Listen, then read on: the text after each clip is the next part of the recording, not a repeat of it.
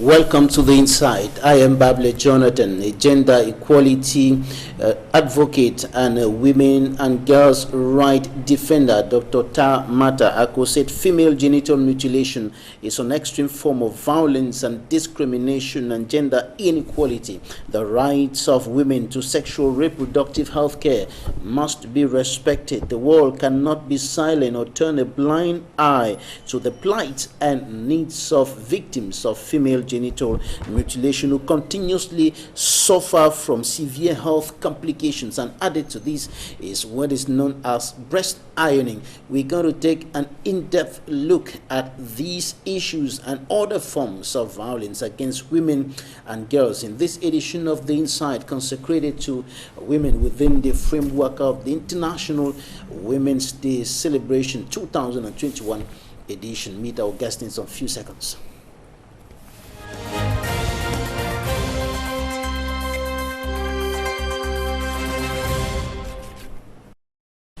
Thank you for staying with us. Our guest today is Dr. TARH MATHA. She has carried out an extensive and in-depth research on female genital mutilation and other forms of violence against women and girls. She is a gender advocate, a gender activist. Thank you for joining us today, Doctor. Thank you, Mr. Babila.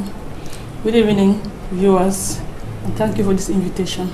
All right, we're going to start with other forms of violence. We'll talk about female genital mutilation later in this edition of the program. First of all, the issue of rape is fast becoming a major concern that has to do particularly with women. Men are also raped, but the problem is more crucial with women and girls. What's the state of things as far as this is concerned? It is really frustrating that women have really lost interest in sex because the way men treat them, the way they treat their children, makes women not even have interest in men. You will not imagine a situation where a man delivers a child and rapes that child to death.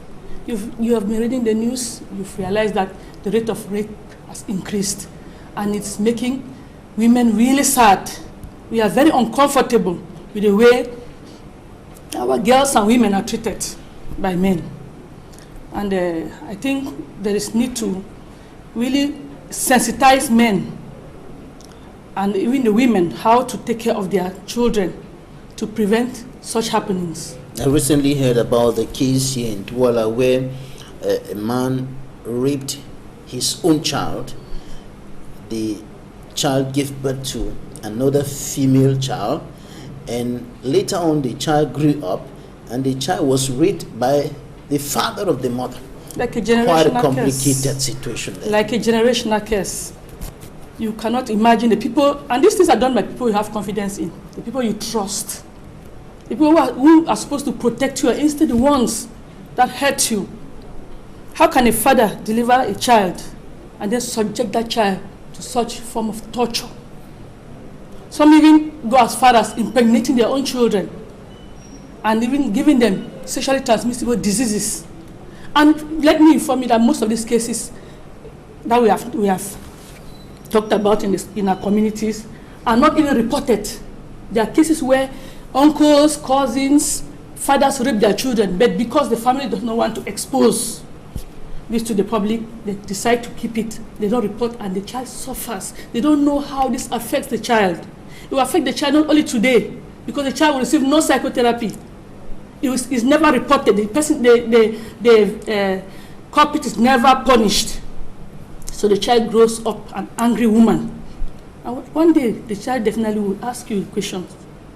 Why did you not report this? This happened to me. Maybe today I cannot have a child again. Maybe today I have a sexually transmissible disease.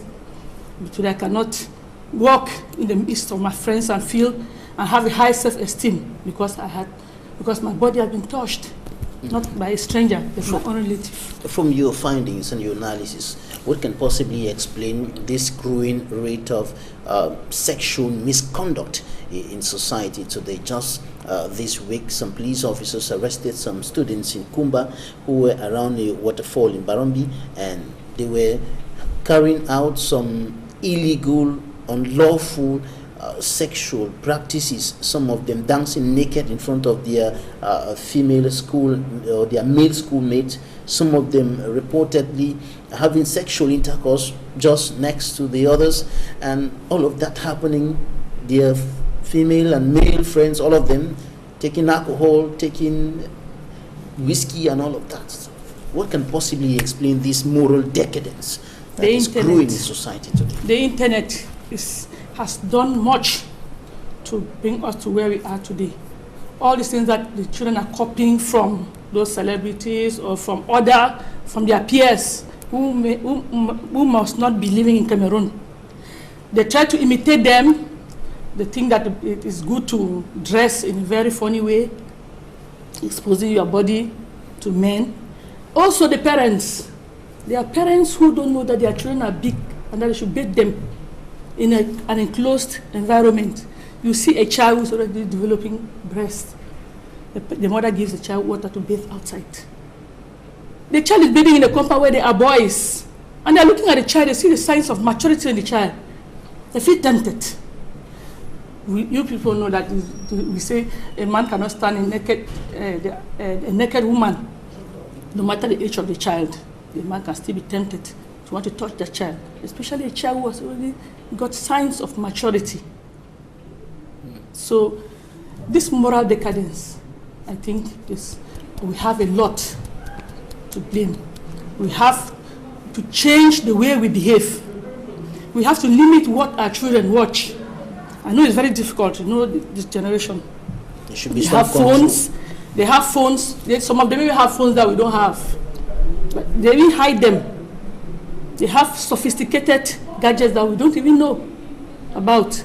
They have peers who also indoctrinate them. They copy from their friends in school. They watch videos in school. So when they come back home, they try to practice some of these things. They discuss among themselves, you see. And some other gender activists like yourself also highlight the issue about the fact that many of those who are found guilty of having committed rape or having raped a child are not punished, they are not reported, and this goes a long way to kind of promote that ill in society. But that is true. Because if you hear that somebody raped a child and you find the person moving in the quarters the next day, you think that it's normal to do that. You can do it and go scot-free. But if you hear that this person has been jailed or sent to prison, you understand that anyone who touches a girl, who rapes a child or a baby, will go down for it. So the laws in this country should be implemented. Let those people be brought to book so that the others will see that it is a bad practice. And women should also educate their girls, their daughters, to know what to wear, how to behave in the midst of men. They should not be found in places where they're supposed to be, where they're not supposed to be, at odd hours, especially with men. Because they may say that they trust them, they are friends. But we have had cases where girls move with their friends and they link the friends to boys, and the boys rape them. The boys rape them and they come back to report, but in most cases they are not reported. Among them, they try to solve these issues and they forget about it. But the cycle continues. And the impact is far-reaching. Yes. The girls grow up with that trauma. Some of them get into they're stigmatized. Have low self-esteem. Because they were pointed at that girl. She was raped. And there are some tribes in Africa where if you are raped, you are considered dirty. Nobody can marry you. Yes. Right. Above all of what you've mentioned as factors that can expose women and girls to rape, there is nothing that can justify rape. Nothing. Nothing can justify rape. I just feel that some people have the id in them that pushes them to want to hurt the females. When they see a child or a woman, the first thing that comes to their mind is, how can I make this woman Some of angry? the victims are actually babies. Yes. Raped in their diapers. Of course, we have had cases of children, babies who are just a week old, who were raped and killed by their own parents. Their own parents. Your own father does that to you. Right. This is just one of the sufferings that women and girls are put through because of the ill behavior of some people in society. Now, away from that and above that, there is what is known as female genital mutilation, which is practiced in some parts of Cameroon and in other parts of Africa and the world. Can you tell us more about this female genital mutilation? Yes. I'll prefer to call it female circumcision. Female circumcision. Yes. Right. It's any procedure done on the female genitalia for non-medical reasons, non-therapeutic reasons. Anything you do to the female genitalia for non-medical reasons is female circumcision. And the WHO identifies 4 types. We have clitoridectomy, where just the clitoris is pulled, the clitoral hood is pulled and kept. We have excision, where all of the clitoris is chopped, including parts of the labia minora.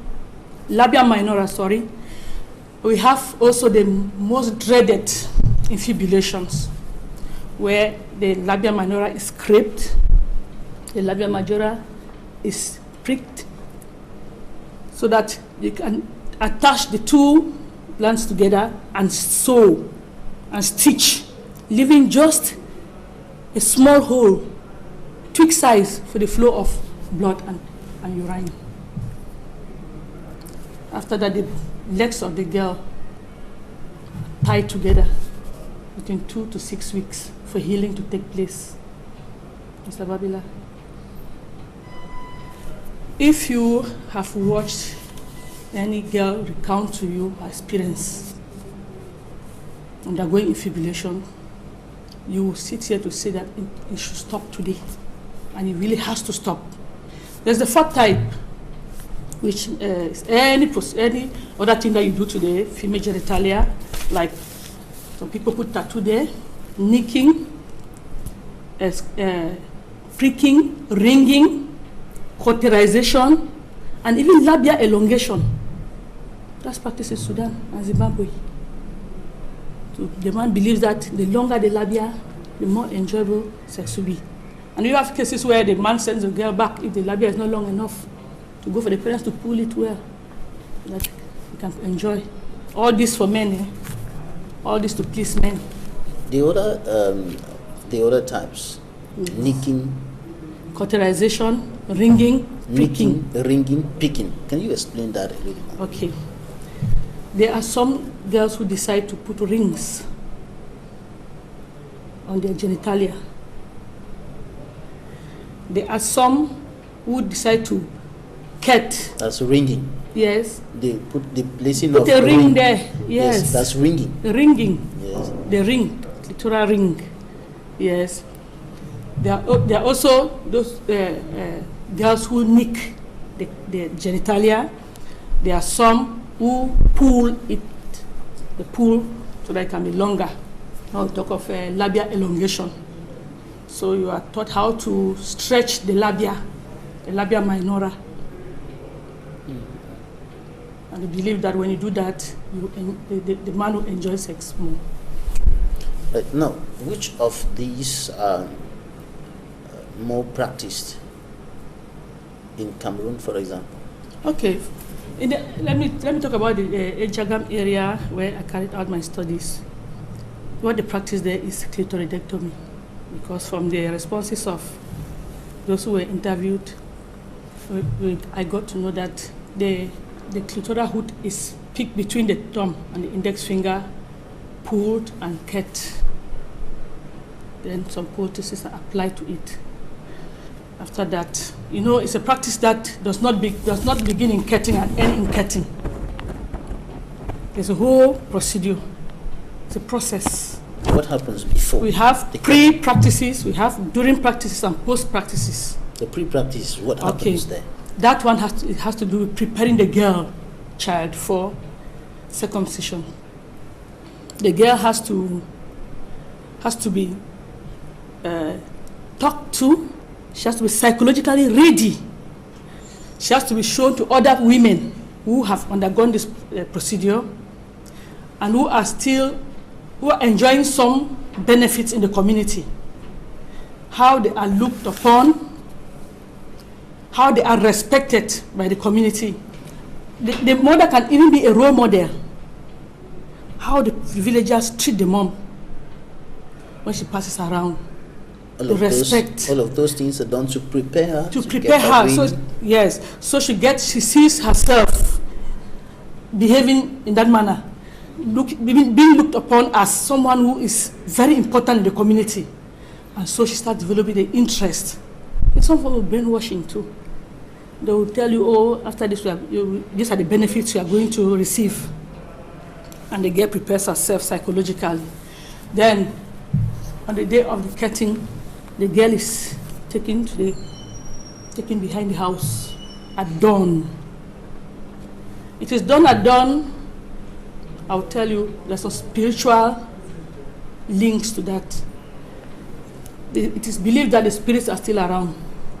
It's done in a natural setting. The girl is placed on plantain leaves behind the compound.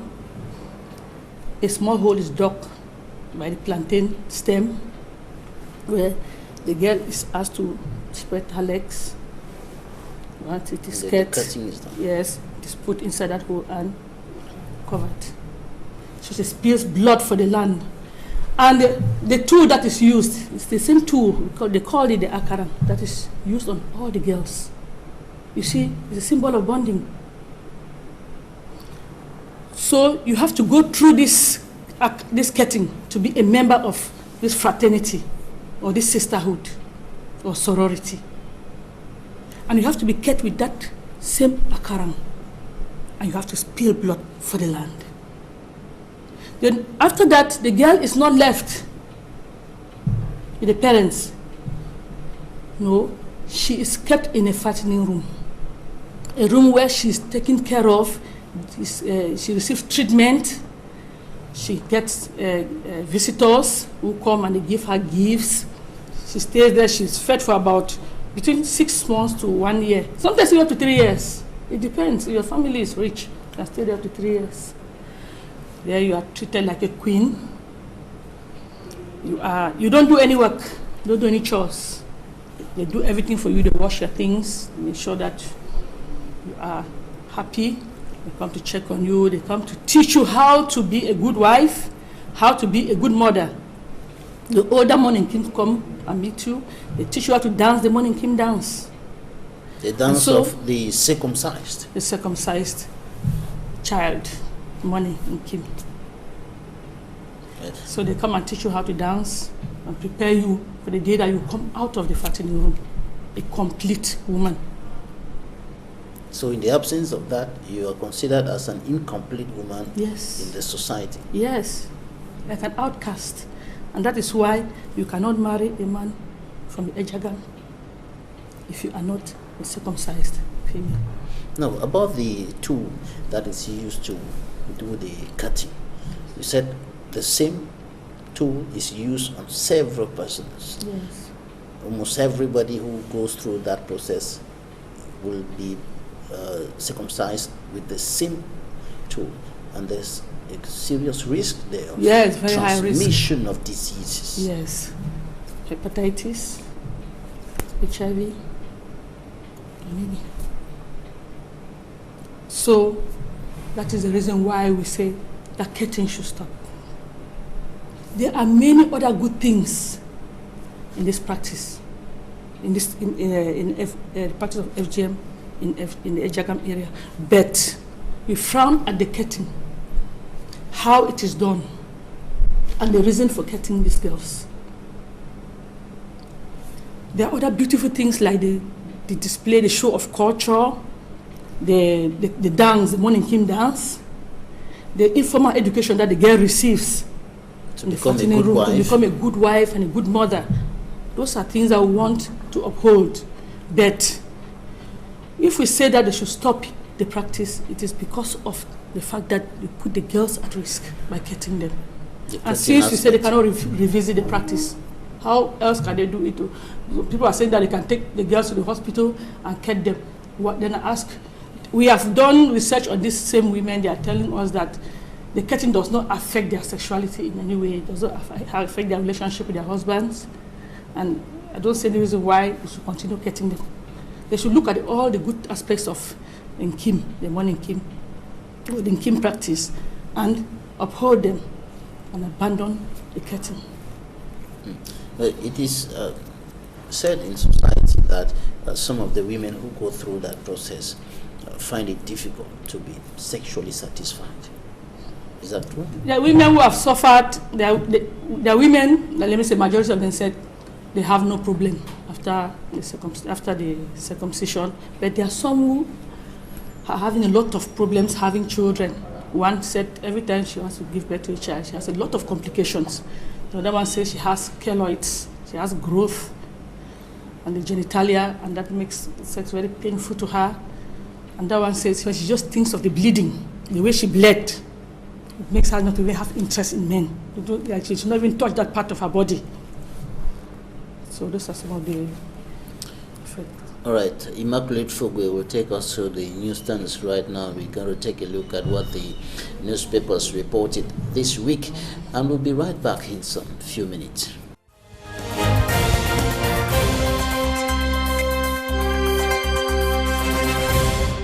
The Guardian Post. As violence persists in Noir, former divisional officers slaughtered with hundreds fleeing to neighboring Nigeria. Another edition of the Guardian Post says government's interference on the killings ongoing in Noir subdivision amplifies the notion that some citizens are more Cameroonians than others. The Voice reports recent Human Rights Watch report on IBAM on military excesses brought to the limelight. The reporter, government fires Human Rights Watch for lies-telling fabrications. The Post-Weekender, consequences of Anglophone crisis, women detained for allegedly trafficking 26 children.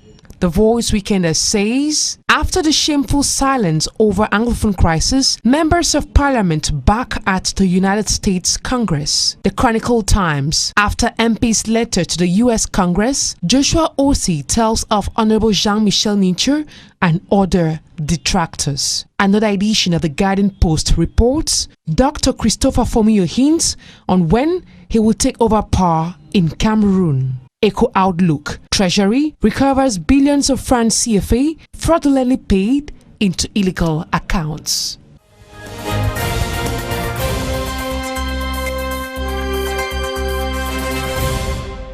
Thanks, Immaculate Fogwe, for the press review. Now, talking about the consequences of female genital mutilation on the women, the consequences are enormous.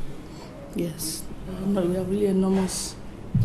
We have had situations where, if I look at it generally, FGM generally, we include all the types. We look at something like we look at the third type of FGM, which is infibulations. Imagine a situation where a woman's sexual organs are reduced to the size of a matchstick,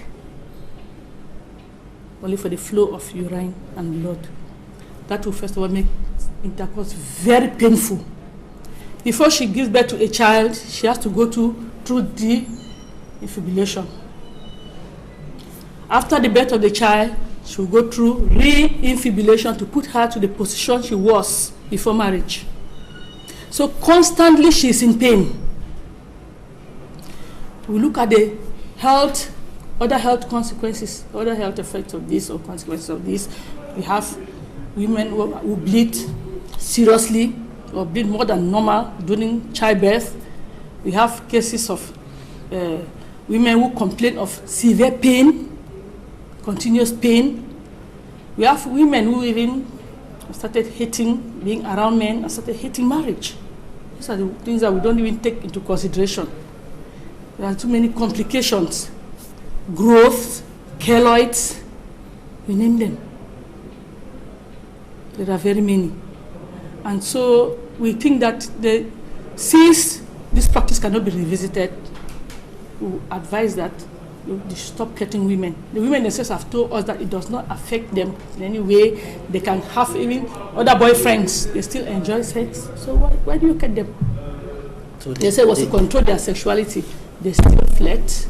Some still flirt. So the purpose of the cutting, the purpose of the practice, yes, is to put some kind of guidelines to the sexual behavior of the women, the girls.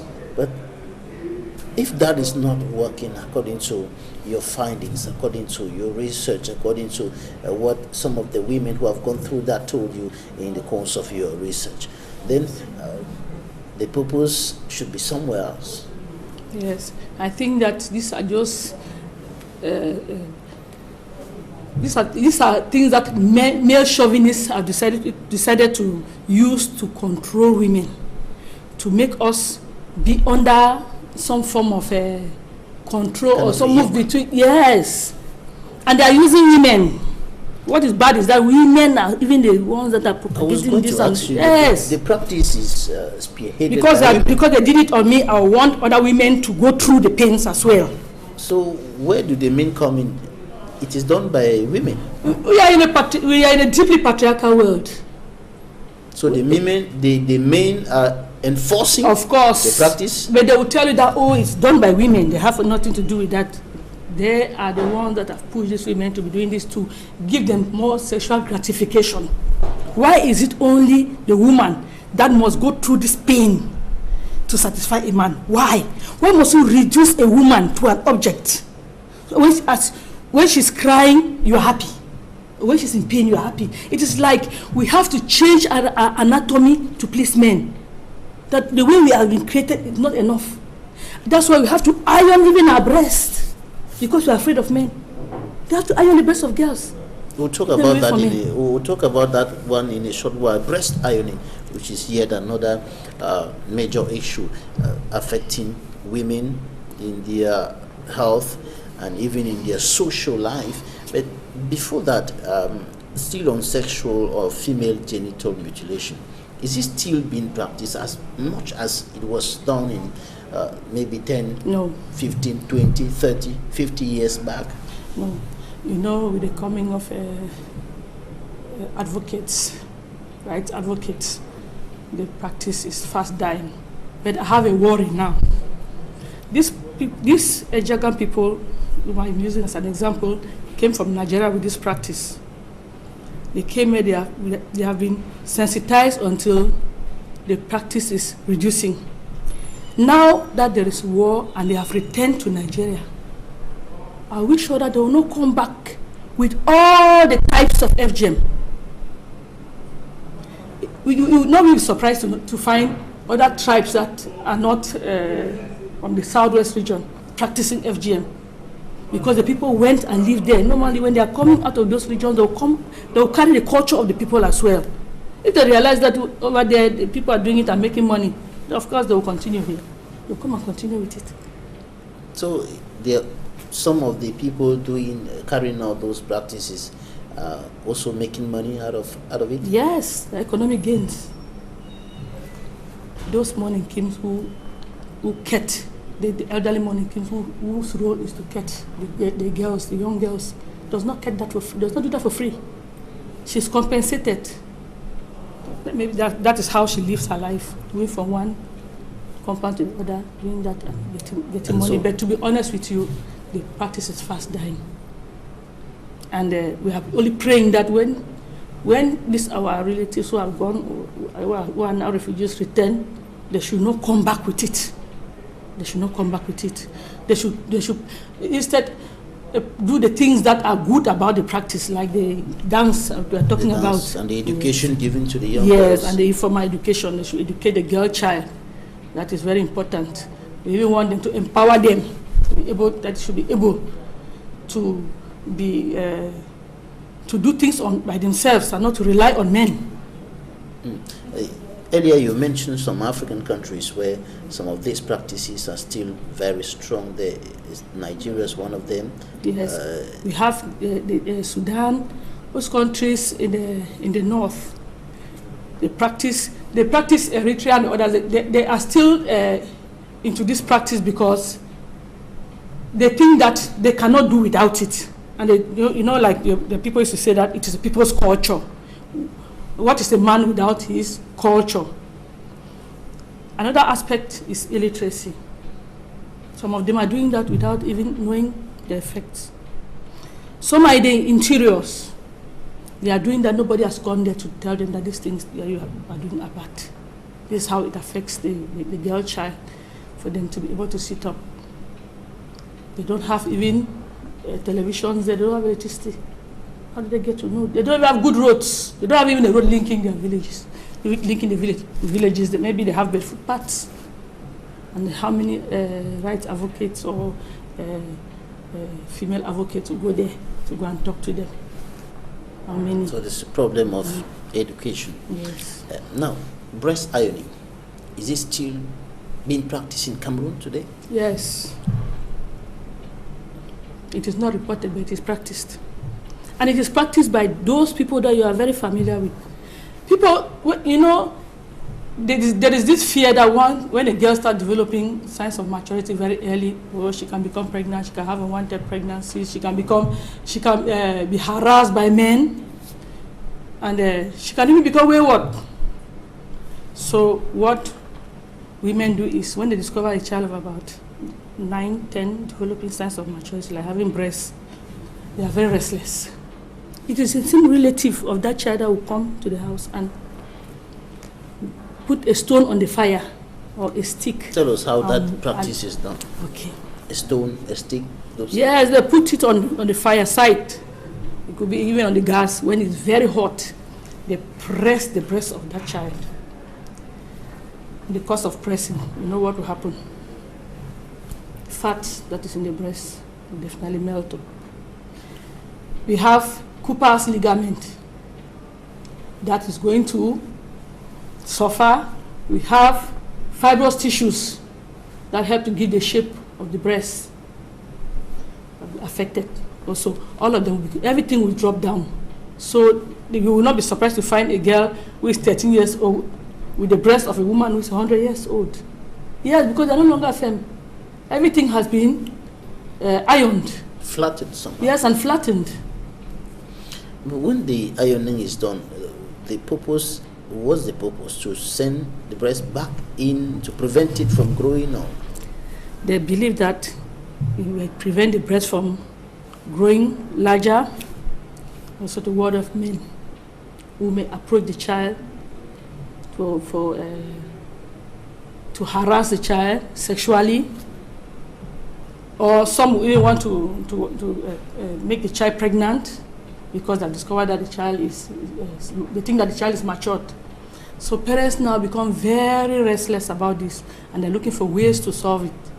So you have people who grew up in the villages who have seen others ironed, the breast of others being ironed. They don't know that these things have an effect on these children.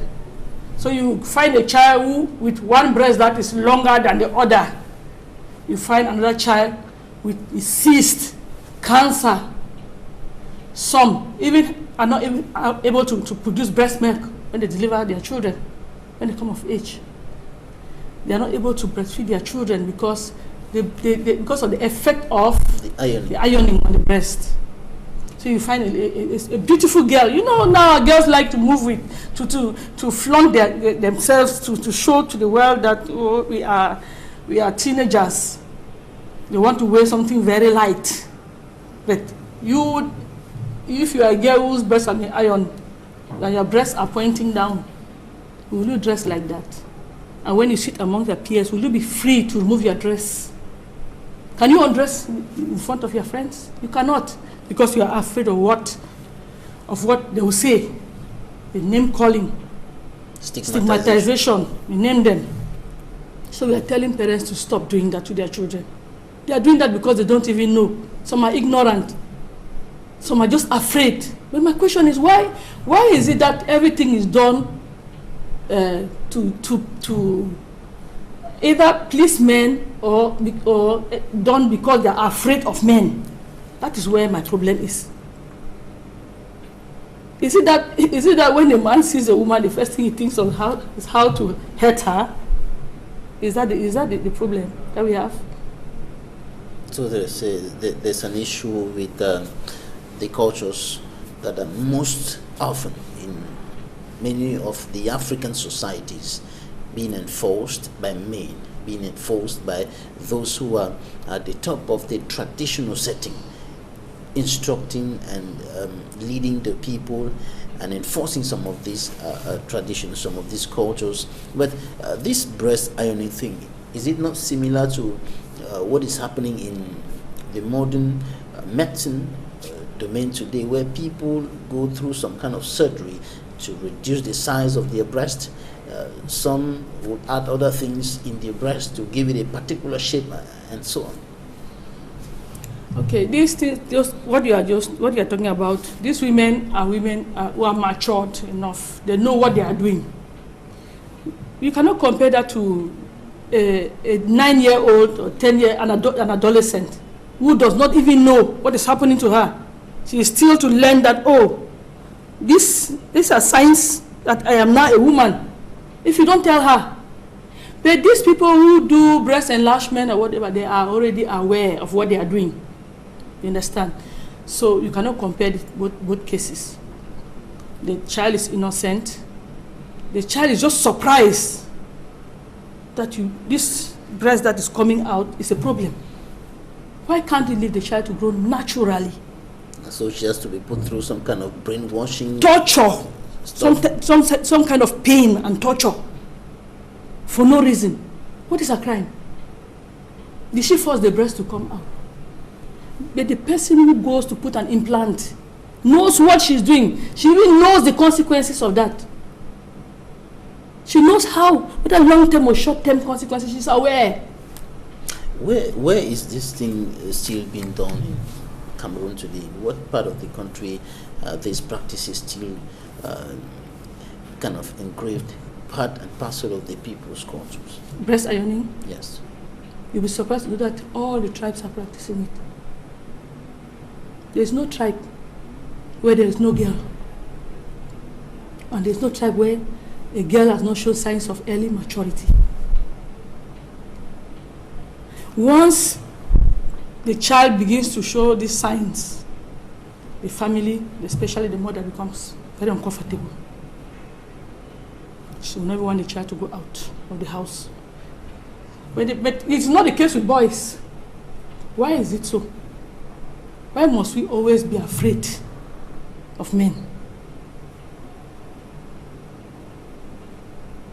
So that, okay. No, when a child goes through this, and then after some few years, some of the consequences begin to manifest. How is this managed? How are the consequences being managed? Especially the fact that most often those who go through some of the practices, even female genital mutilation, even rape and so on, they will not speak up, and so they will grow up with some of these things, and they will have some consequences even when they have already attained a certain level of age in their matrimonial homes and so on. Imagine a child whose breasts have been ironed, and a man is coming to get married to her. Imagine a situation where the girl has to maybe undress in front of the man, and the man finds a woman, a young girl with the breasts of an old woman in front of him. How frustrated he will be. The girl will not even feel fine. She will not even want to expose her body. She will not. Even to go to the hospital. There are some who have been circumcised who are even ashamed to go to the hospital. They don't want to expose themselves to doctors. Look at what I have. Maybe some ugly genitalia, some funny shape because of the chopping. Because sometimes when they are doing that, the girls too, out of pain, may want to fight back, and it may heal in a very funny way. And maybe the scar will not be a good one. And nobody bothers about that. Nobody tries to find out, oh, how is the scar? How would this girl feel with such a scar? That could be very traumatizing. Very, very traumatizing. You cannot feel comfortable. A girl who has undergone female genital mutilation, pain becomes very, very painful to her. She starts looking at men with a very bad eye. She doesn't appreciate men any longer. She even hates marriage. The thought of having a child is traumatizing because she thinks of the pains she had when she had her last baby, for example. Am I still going to go through this? I have been reduced, after re-infibulation, I've been reduced to what I was before marriage. The thought of sex already is a problem. So when this man comes to do de-infibulation, what will happen to me? I will weep as I've always been weeping. I will have a tear. I will bleed. So all those things, they go through the girl's mind or the young woman's mind, and they make her not even want to be a part of it, want to be close to men. And you see, you hear the next thing is that she's divorced, or she can run away from the marriage and abandon even the children because she's not comfortable. Right, we'll take some interviews now and we'll be coming back to talk about how to end all of these issues adversely affecting the health of women in Cameroon and elsewhere on the African continent.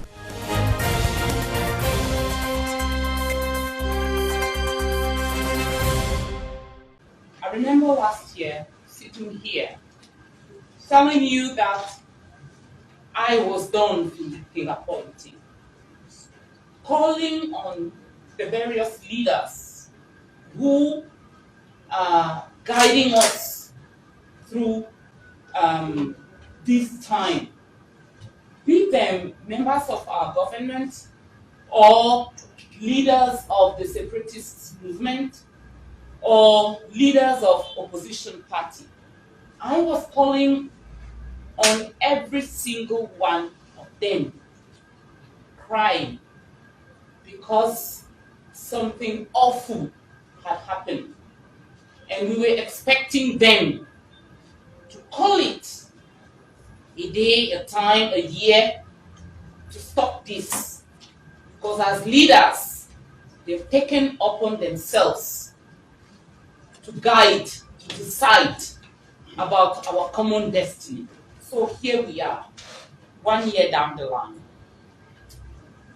After raising our voices against the violence that has invaded our daily lives, the violence that is taking lives of our children, the violence that has destroyed the serenity in our communities, the violence that has transformed our nation forever.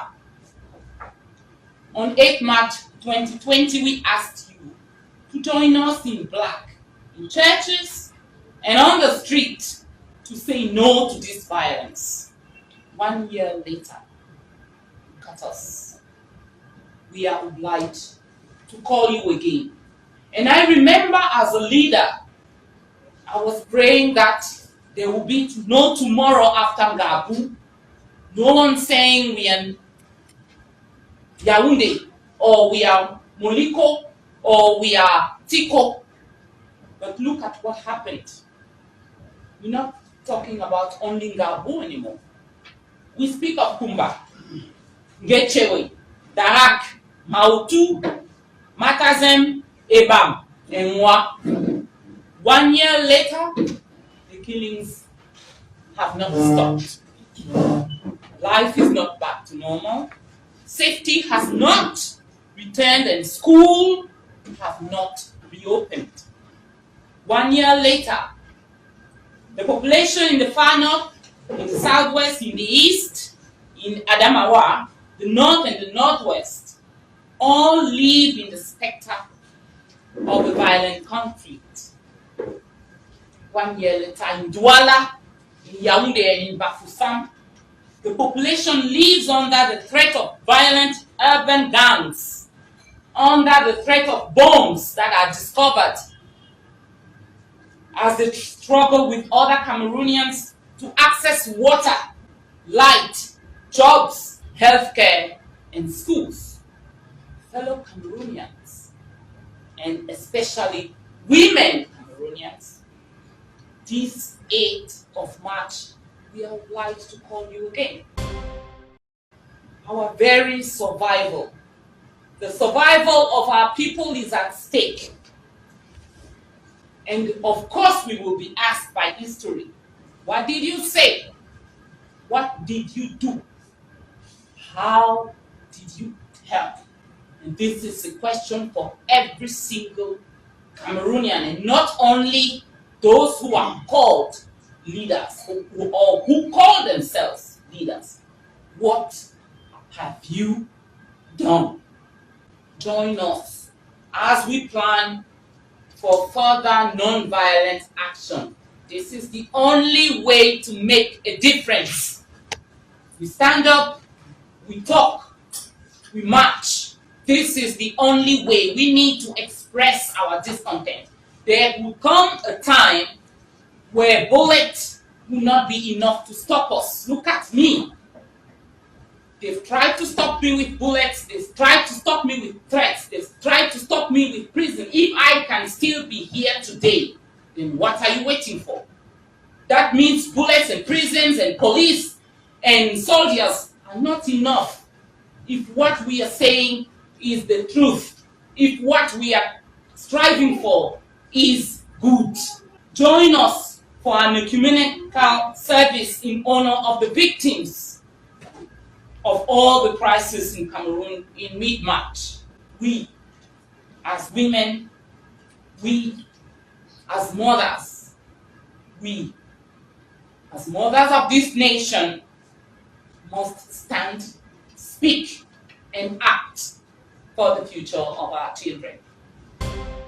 In recent years, the countries of Central Africa, particularly the Republic of Cameroon, Central African Republic, Democratic Republic of Congo, and the Republic of Chad, have been at the center of terrorist attacks and armed conflicts accompanied by unbearable impunity, all sprinkled with bad governance and the restriction of civic space. You will observe that the authorities in Central Africa, and particularly in Cameroon, have always started by denying the facts and then minimizing them and or accepting them halfway.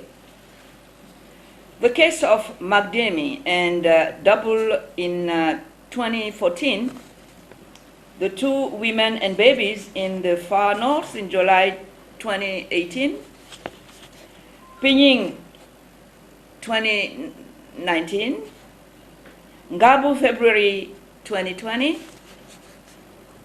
Mautu 2021.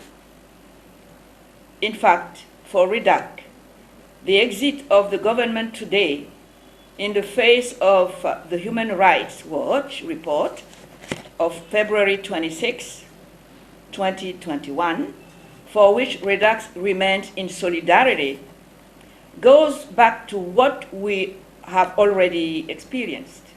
It is deplorable that civil society organizations, women human rights defenders in general, and women defenders in particular, journalists and democracy activists working in the conflict zones are paying a heavy price. Hence the urgent need for the adoption of a law in the promotion and protection of human rights in Central Africa. Inadmissible for a country like Cameroon not to have a radiotherapy center. We had 1 machine for 10 regions, and now the machine has been shut down. So where do all these patients go to? This is just a handful. There are more than 400 patients. So where do we go to complete our treatment? From Tuesday right up to Friday, we had 4 dead cases. It is not normal. It is not normal at all. That machine needs to be replaced, or they open the center. We manage the spoiled machine that is there, because it is that same machine that has cured me. The nearest center in Central Africa is in Senegal. Where do we get money? We don't have money to travel all the way to Senegal to go and do our treatment there. It is not normal. I like to see people look good. I love leather, and realizing that there were not so many shoemakers at the time I was starting, it encouraged me to get into it. Also to put Cameroon on the map and to encourage people to consume local made, as well as to break those stereotypes that local made is of inferior quality. Is not easy. From the crisis to capital to perception that local made, we had a lot of challenges pushing the perception back that local made is of inferior quality in our sector. If tanneries can be made available, it's going to help a lot, because it's going to reduce our cost of production, and that way we can be able to produce footwear that almost everybody can afford, and with it still being beautiful and comfortable. I put in juice, natural juice, pure natural juice with mango, passion fruit, ginger, cassis mango, pineapple, and many other. Naturally, no addiction, no sugar, no colorant, no anything. I need more equipment and this machine that can help me to produce more.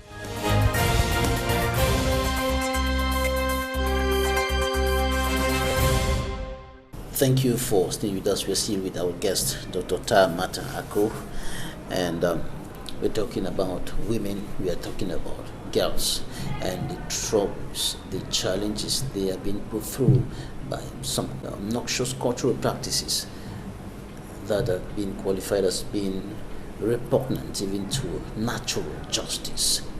Doctor, how can this be put to an end? How can these practices be terminated?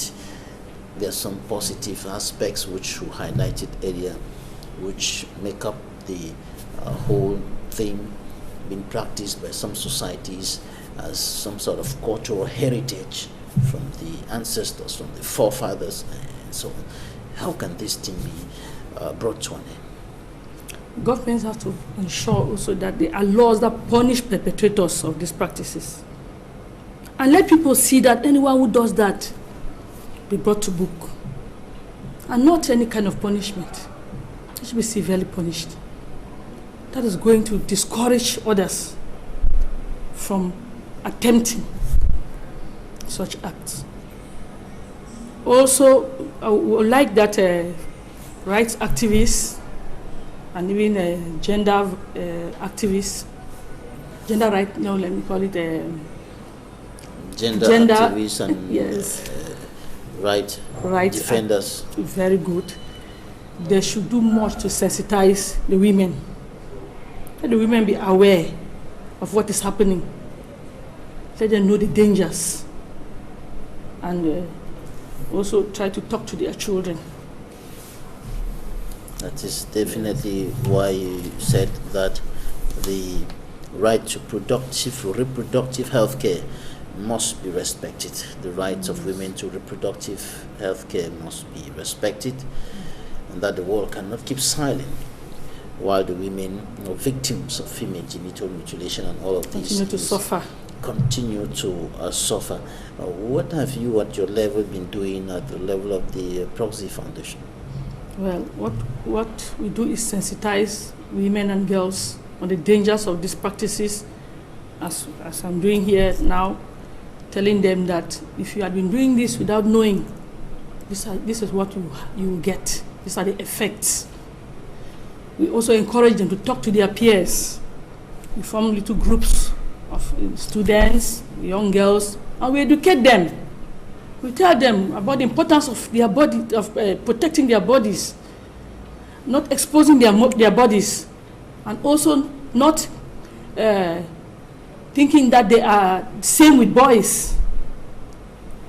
We also make them to understand that the body is very important.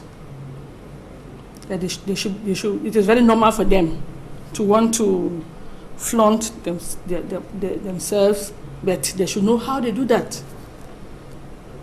They want to showcase their talents, or there's some skills that they have, but they should be careful how they do it.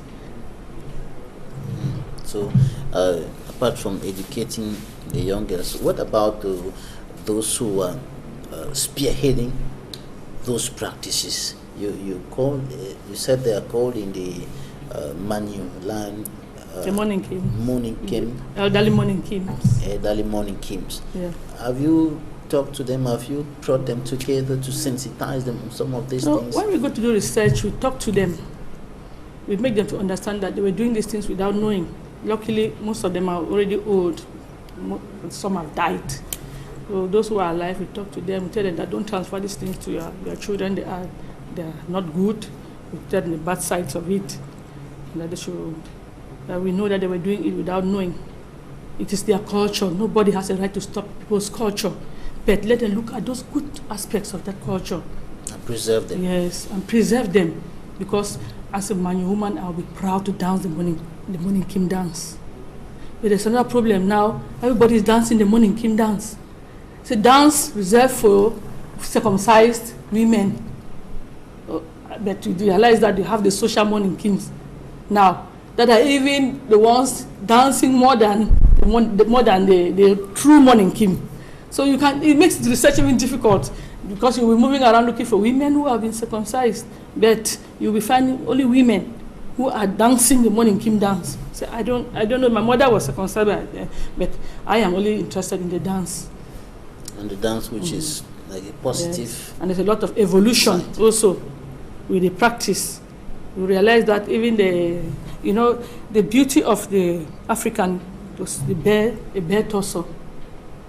That's why the early morning kings, they used to just put their beads across. They were bare up here. They had their beads also on the waist. And maybe some leaves, dried skin or leaves. But now you realize that the women wear blouses and skirts. Some women wear gowns, dance the morning king dance. And so a lot has changed in that dimension.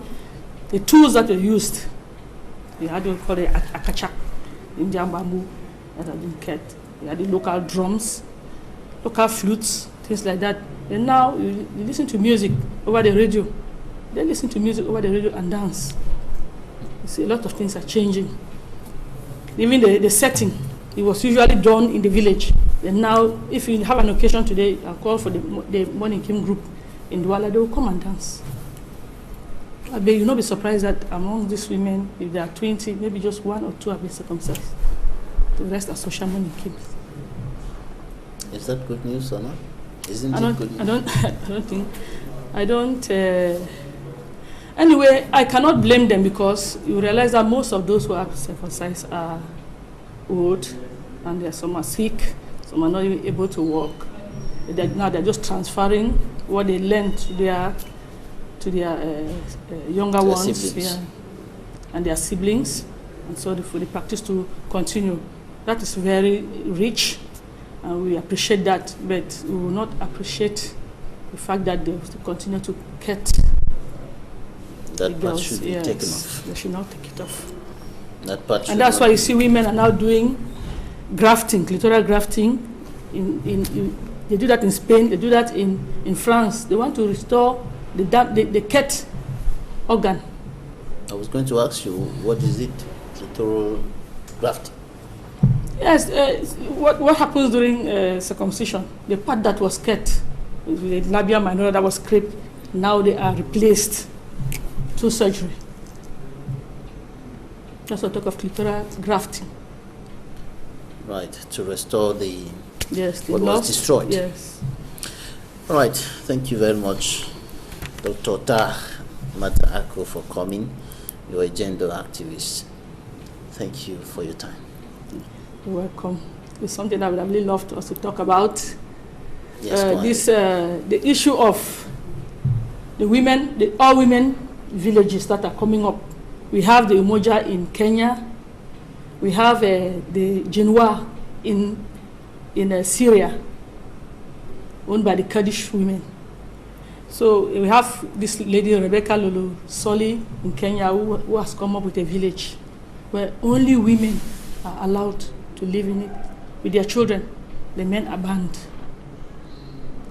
So if these things are not addressed, if you continue to rape our girls, molest them, intimidate them, and frustrate them, if you don't want to empower them to be useful in the society, or you don't look at them as agents of development, then we should not be surprised to find these villages erupting. Because in every nation in the world, there is a Rebecca Lulusoli. Women becoming extremists in their positions. Yeah. Women taking up rights, saying enough is enough with this male chauvinists. They decide to go and live alone, educate their children, build their houses alone, and do everything to keep men away, so they can get a new breed of men who respect women in their sons. That's quite, that sounds quite abstract. Yes. So how would they get babies with the men, and then they chase the men away, and then they take the babies to a community? In those villages, you have women who have been raped, who are seen as dirty, who can never get married. You have women who have been molested by men. In short, there are women who are just tired of the stereotypes. And I said enough is enough with this patriarchal society, this male chauvinists. We want to live on our own. We want to do our things by ourselves. We don't need men.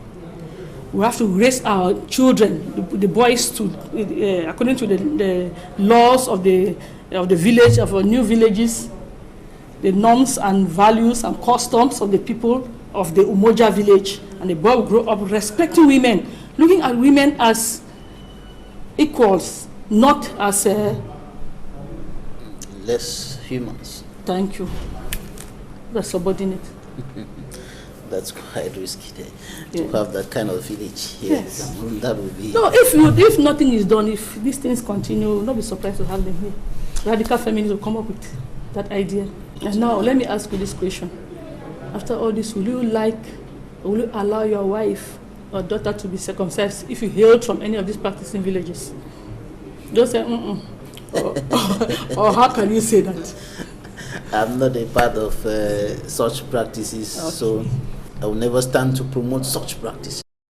Dr. TARH MATHA Ako, thank you for your time. Thank you so much for inviting me. Thank you, ladies and gentlemen, for staying with us. That's it for this edition of The Inside. Goodbye.